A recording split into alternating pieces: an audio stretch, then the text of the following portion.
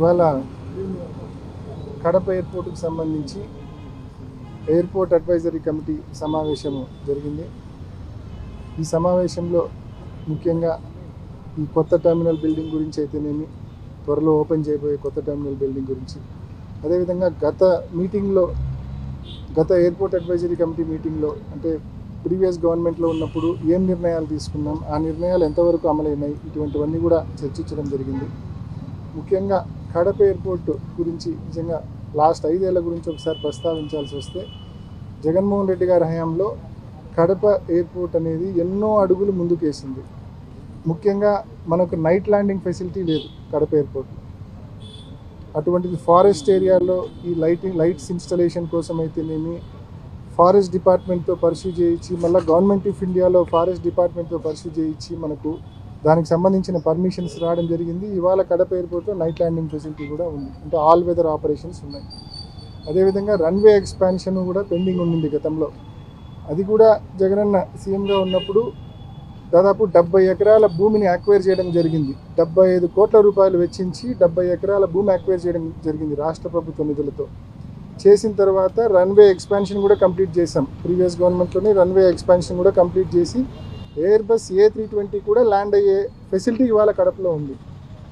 అదేవిధంగా new terminal building కావాలని చెప్పి కూడా గతంలో అనేక సందర్భాల్లో మరి రిప్రజెంట్ చేసినాము. Airport authority of India chairman అయితేనేమి, ఏవియేషన్ మంత్రిని అయితేనేమి, సెక్రటరీ గారిని అయితేనేమి అనేక సందర్భాల్లో రిప్రజెంట్ చేయడం వలన మరి గత ప్రభుత్వంలోనే టెర్మినల్ బిల్డింగ్ మంజూరు కావడము, ఎన్నికల ముందే అది భూమి పూజ కూడా జరగడము, ఇవాళ దాదాపు కంప్లీషన్ స్టేజ్కి వచ్చింది. ఇంకొక 4-5 మాసాల్లో న్యూ టెర్మినల్ బిల్డింగ్ కూడా కంప్లీట్ అయ్యి కడప ప్రజలకు, జిల్లా ప్రజలకు అందుబాటులోకి రాబోతూ ఉంది. దాదాపు 260 కోట్ల రూపాయలతో న్యూ టెర్మినల్ బిల్డింగ్ కంప్లీట్ చేసుకొని వచ్చే 5-6 మాసాల్లో ప్రజలకు మరి అందుబాటులో రాబోతూ ఉంది. దాదాపు ఇప్పుడున్న చిన్న టెర్మినల్ బిల్డింగ్ కంటే 16-17 రెట్ల పెద్ద మోర్ కెపాసిటీ ఉన్న, మోర్ స్పేస్ ఉన్న న్యూ టెర్మినల్ బిల్డింగ్ రాబోతూ ఉంది. ఈ కొత్త బిల్డింగ్ వచ్చిన తర్వాత ఈ కన్వేయర్ బెల్ట్స్ ఇవన్నీ ఉంటాయి కాబట్టి పెద్ద ఫ్లైట్స్ కూడా, అంటే A320 వంటి ఫ్లైట్స్ కూడా కడప ఎయిర్పోర్ట్లో ల్యాండ్ అయ్యేదానికి ఇప్పటికే రన్వే ఎలాగూ ఉంది కాబట్టి, పెద్ద రన్వే ఎలాగూ ఉంది కాబట్టి పెద్ద ఫ్లైట్స్ కూడా ల్యాండ్ అయ్యే పరిస్థితి మనకు ఉందనే విషయాన్ని తెలియజేస్తా ఉన్నాం.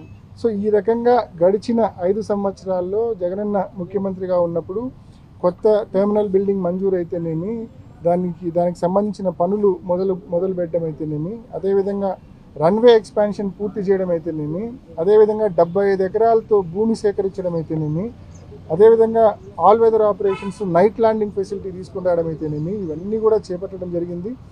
ఇంకా ఎయిర్పోర్టుకు సంబంధించి ఇవాళ సమావేశంలో మరి కొన్ని ముఖ్యమైన నిర్ణయాలు, 6 monthsలో ఎట్టి పరిస్థితుల్లో న్యూ టెర్మినల్ బిల్డింగ్ ఓపెన్ చేయాలనేది అయితేనేమి, ఇంకొన్ని ప్యాసింజర్స్కి సంబంధించిన ఫెసిలిటీస్ విషయంలో తప్పకుండా ఒక సజెషన్ బాక్స్ పెట్టమని చెప్పినాము.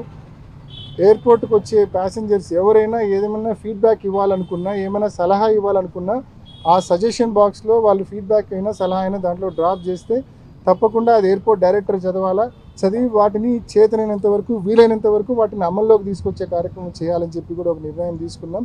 సో తప్పకుండా మరి ప్రజలందరూ కూడా దీనికి కోఆపరేట్ చేయమని చెప్పి, అదేవిధంగా న్యూ రూట్స్ కూడా, కొత్త రూట్స్ ఇప్పుడు హైదరాబాదు, విజయవాడ అండ్ చెన్నై 3 రూట్స్ ఉన్నాయి.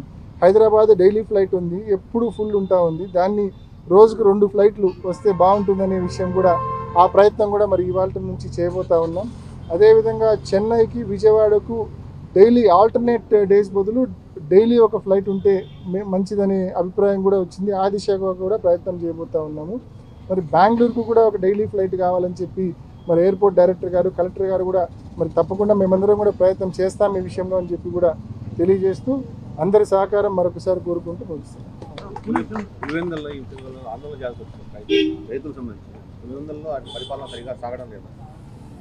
పులివెందల్లోనే కాదు శర్మన్న, ఎక్కడ చూడు ఈ జిల్లాలో ఏ నియోజకవర్గం తీసుకున్నా, రాష్ట్రంలో ఏ నియోజకవర్గం తీసుకున్నా ఈ కూటమి ప్రభుత్వం చేసేదల్లా ఒకటి వైఎస్ఆర్ కాంగ్రెస్ పార్టీ నాయకులను, కార్యకర్తలను హెరాస్ చేయడము, గ్రామాల్లో యానిమేటర్లను తీసేయడము, ఉద్యోగాల నుంచి తీసేయడము, ఎఫ్పి షాప్స్ అంటే రేషన్ షాపులు డీలర్షిప్లు రద్దు చేయడము, ఫీల్డ్ అసిస్టెంట్లను తొలగించడము, అంగన్వాడీ ఆయాలను, టీచర్లను బలవంతంగా తొలగించడము, కేవలం ఎక్కడ చూసుకున్నా వీళ్ళది ఈ కూటమి ప్రభుత్వం వచ్చిన తర్వాత అభివృద్ధి అనేది ఎక్కడా జరగడం లేదు. ఎక్కడ చూసినా కక్ష సాధింపే జరుగుతూ ఉంది. There is no development whatsoever. ఇందాక మీరు చెప్పినట్టు రైతుల గురించి నిన్న జరిగిన ఇష్యూ అయితే కన్నా ఒక గవర్నమెంట్ ఆఫీసరు రైతుల దగ్గర శనగలకు డబ్బులు కట్టించుకొని అబ్స్కాండ్ అయిపోయినాడు. అబ్స్కాండ్ అయిపోతే రైతులకు టయానికి శనగిత్తనాలు ఇలా వాళ్ళు మళ్ళీ బయట మార్కెట్లో కొనుక్కొని విత్తనం వేసుకున్నారు. 20 లక్షల రూపాయలు తీసుకొని అబ్స్కాండ్ అయిపోయినాడు. ఎరువులకు డబ్బులు కట్టించుకొని అబ్స్కాండ్ అయిపోయినారు. అంటే భయం లేదు. ఈరోజు ఆర్డీఓ పోలీసులు ఏం చేస్తున్నారు? ఆర్డీఓ తెలుగుదేశం నాయకులు ఏ గ్రామానికి సంబంధించిన కక్ష సాధింపు చర్యలో భాగంగా ఒక పిటిషన్ పెడతారు. ఆ పిటిషన్ పెడతానే ఆర్డీఓ ఇమీడియట్గా ఫీల్డ్ విజిట్ పోతాడు, ఎట్లా కక్ష సాధించాలా అని చెప్పి. వాళ్ళు అట్లే ఉండారు, ఈ అధికారులు ఆర్డీఓ పోలీస్ అధికారులు అట్లే ఉండారు. ఎవరిలో కూడా ప్రజలకు ఉపయోగపడాలా, మెరుగ్గా పనిచేయాలా అన్న ఆలోచన, తపన, తాపత్రయం ఏ కోశానా లేవు. కేవలం ఈ గవర్నమెంటు ప్రజలను, వైసీపీ కార్యకర్తలను హరాస్మెంట్కి గురి చేసి, భయానికి గురి చేసి సస్టైన్ అవుతూ ఉంది.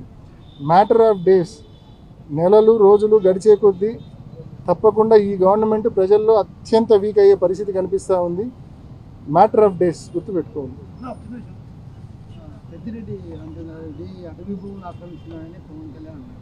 కానీ అది వాస్తవానికి అటవీ భూములు కాదు.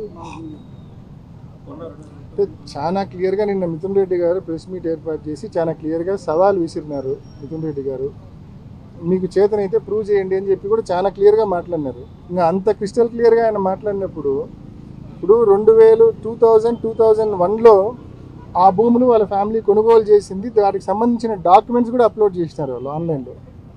2000 ఇప్పుడు కాదు, 2019-24 మధ్యలో కాదు, 2001లో అంటే 24-25 ఏళ్ల క్రితం కొన్న భూములు అవి.